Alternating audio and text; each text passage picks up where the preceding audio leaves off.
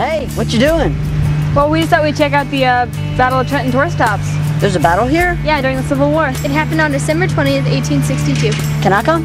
Sure, why not?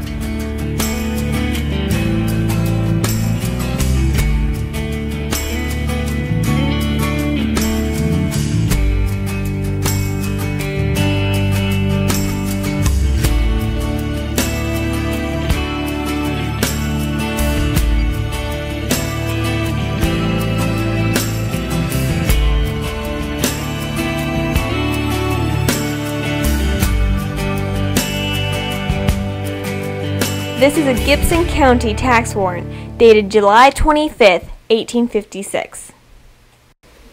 The Union soldiers arrived in Trenton by train in 1862. The trains that they came in on were very similar to the one on this tax warrant. The Union troops were in Trenton to protect the Mobile and Ohio Railroad.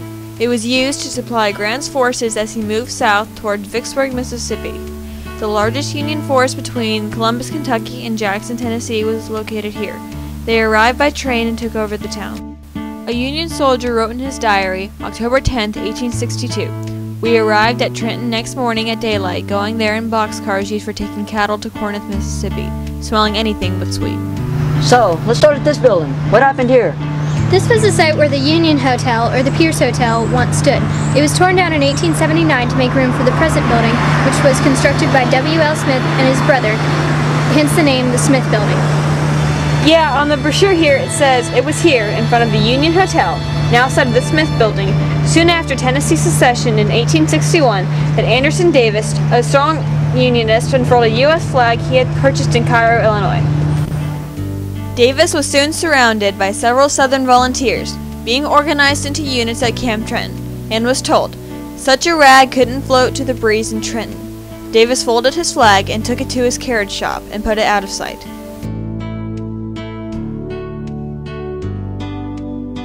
So, what's this place? It's the Freed House. Can't you read?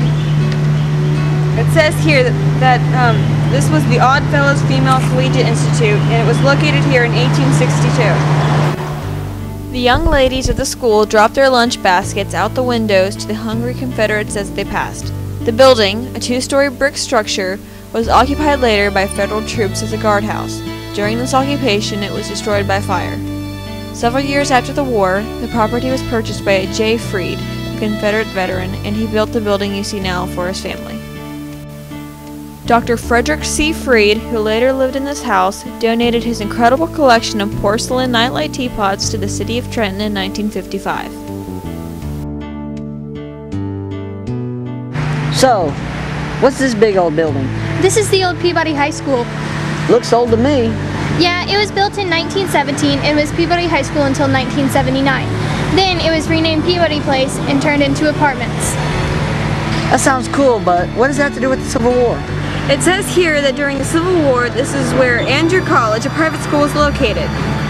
In a letter dated November 7, 1862, "We have taken possession of a large college building with ample room for more than 150 patients. Change of climate and water has produced some sickness among the soldiers, and about 20 are in the hospital, though but 4 or 5 require medical treatment."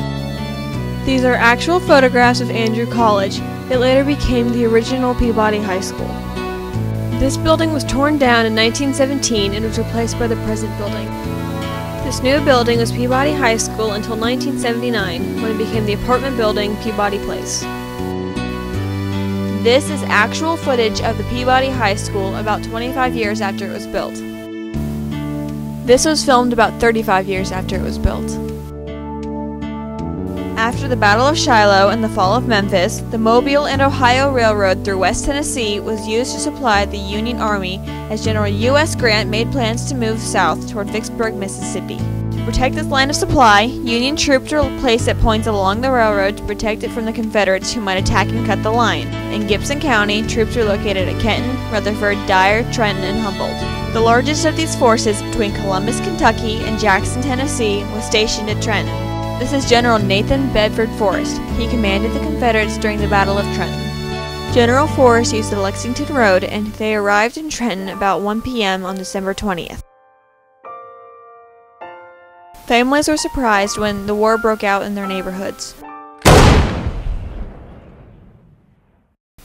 The Union troops, under the command of Colonel Jacob Fry, had a force of about 250 men in Trenton to defend the depot. I think we're finally getting to the best part of this tour, the battle. So, what happened here? This is a funeral home. Is this where they brought all the dead people? No, this is where the story of Horace Lovins takes place. Horace Lovins. That sort of sounds like Mick Lovins from the... Anyway, Horace Lovins stood on that balcony and watched Confederate soldiers gallop down College Street and then onto High Street and gave a rebel yell as they galloped toward the depot.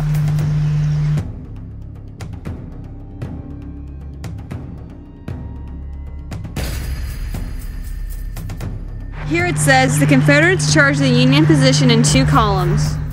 When they were within 100 yards of the sharpshooters, a deadly fire was opened on the Confederates from the advanced posts. In a short time, both columns were repulsed. The Confederates moved rapidly out of range of the Union guns to the right and left, completely surrounding the Union position. So, Elena, was this house here during the battle? Yes, some of the citizens of the town watched the Confederate forces attack the depot from the roof of this building. It was first called Scrapes Folly because when James Scrapes first built it, he ran out of money for the construction and lost the house. It was then later renamed the Neal House.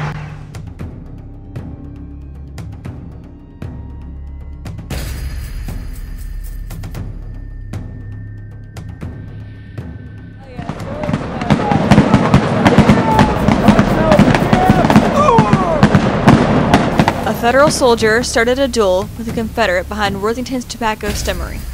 They fired at each other about 10 times. On the 11th fire from the Confederate's gun, the head of the Federal soldier disappeared. The 2 combatants in the duel were Sam Piper and Sam Wells. Sam Piper died during the duel, and Sam Wells was killed shortly afterwards. This was the residence of Mr. and Mrs. Edward Raines during the Battle of 1862. Yeah, this says that according to granddaughter Lada Biggs Jetton, members of the family stood at the head of the stairs and looked through a small window toward the depot. Other family members stood on the front porch of this residence and watched as the Confederates rode into town, and they heard the cannonballs scream overhead through the air from the guns on the hill near the cemetery. The monument at the flag was placed by Miss R. N. Davis in 1895. It is inscribed Our Boys and has the names of 6 known Confederates as well as 3 unknown Confederates. General Forrest places artillery near the northern border of the cemetery. General Forrest ordered his command to bring up and post the artillery. This was done on an elevation south of the depot about 300 yards distant near the northern boundary at Oakland Cemetery.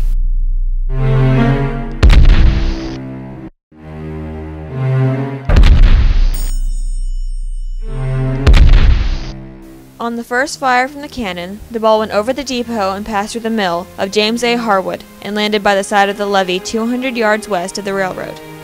Colonel Fry reported that 1 shell passed through the depot near a large quantity of ammunition but did not explode.